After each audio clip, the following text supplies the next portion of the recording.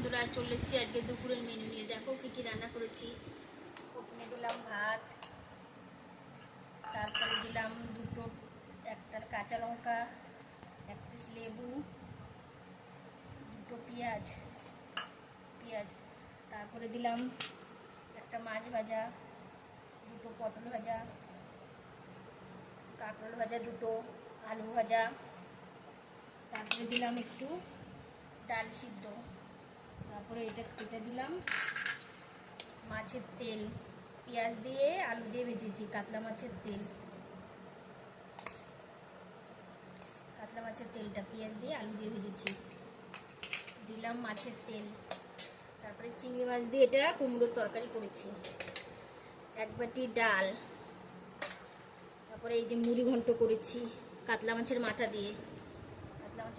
দিয়ে গোবিন্দভোগ চাল দিয়ে, আলু দিয়ে মুড়ি ঘন্ট।